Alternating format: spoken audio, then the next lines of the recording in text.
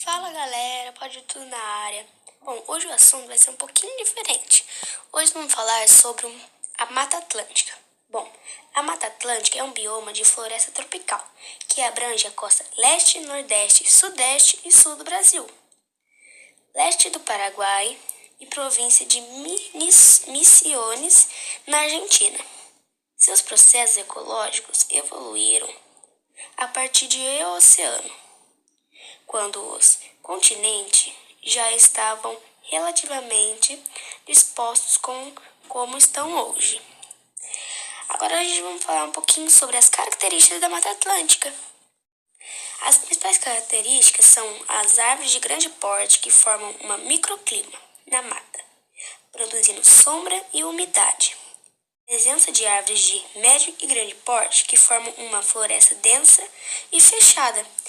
Grande biodiversidade com a presença de diversas espécies de animais e vegetais. A Mata Atlântica tem uma área de 2.205 km². Bom, vamos também falar sobre a vegetação da Mata Atlântica. A Mata Atlântica é composta por formações florestais nativas. Floresta ombrófila densa. Floresta ombrófila mista também, denominada de mata de araucária. Floresta ombrófila aberta. Florestas estacionais semidensuais e florestas estacional decidual e ecossistemas associados manguezas, vegetações de restingas, campos. Também vamos falar sobre as espécies em extinção. Para quem não sabe, em extinção são espécies de animais que estão em poucas quantidades. Bom, apesar de tanta riqueza na Mata Atlântica, é bastante vulnerável. Cerca de 400 animais e 200 espécies de plantas estão sendo ameaçadas de extinção. Entre eles o mico-leão dourado, a onça-pintada, o tamanduá, o bujo, a palmeira jussara, o pau-brasil, o jequitibá rosa e a peroba. Hoje restam apenas 24% da floresta que existia originalmente, sendo que apenas 12,4% são florestas maduras e bem preservadas. É preciso monitorar e recuperar a floresta, além de fortalecer a legislação que a protege. Os principais motivos que provocam o desmatamento da Mata Atlântica são por causa mais comuns de desmatamentos estão ligados à exploração dos recursos ambientais, como a madeira e minérios, para servir como local de cultivo e agropecuário. Em outras situações, o desmatamento pode ser provocado pelas queimas ou visa a urbanização do espaço. Vamos falar também sobre um pouquinho do desmatamento. O desmatamento é caracterizado pela remoção de vegetação nativa de uma área. A sua causa é atrapalhá-la pela principalmente ação antrópica, ou seja, a atuação do homem no desenvolvimento das atividades produtivas. As consequências do desmatamento estão ligadas à perda de biodiversidade e, consequentemente, à extinção de espécies. Além disso, o desmatante provoca um amplo conjunto de impactos ambientais negativos e é apontado como um dos grandes responsáveis pelas mudanças climáticas. O desmatamento é um fenômeno mundial. No entanto, o maior volume de ocorrências de desmatante está nos países subdesenvolvidos e emergentes. No Brasil, o bioma mais atingido pelo desmatamento na atualidade é a Amazônia. O Cerrado é o segundo bioma brasileiro mais devastado.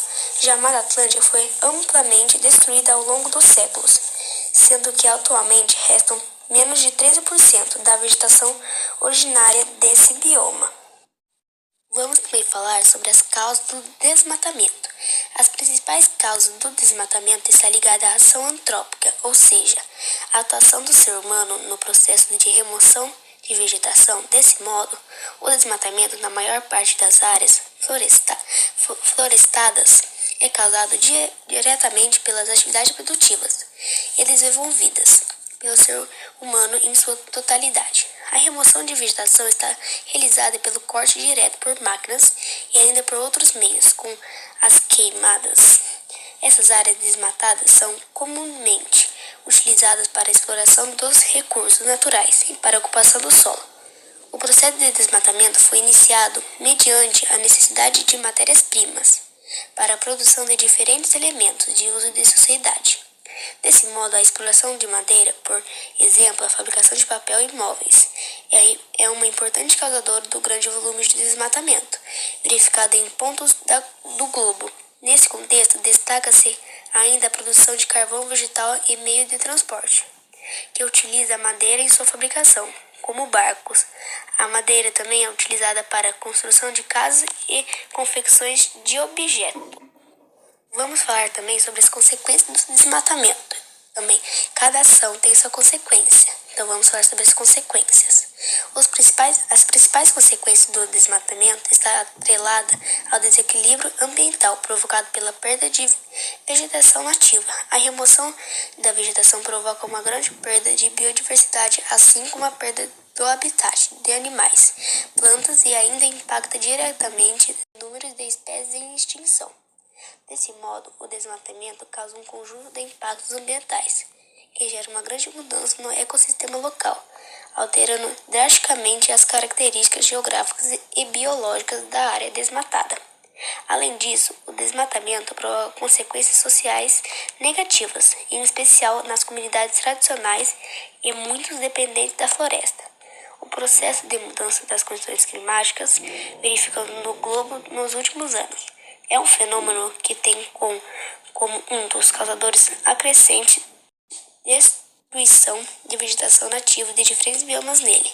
Ademais, a elevação de temperaturas e a ocorrência de eventos climáticos extremos são apontados por alguns pesquisadores como resultantes de processos de origem antrópica, sendo um dos principais desmatamentos.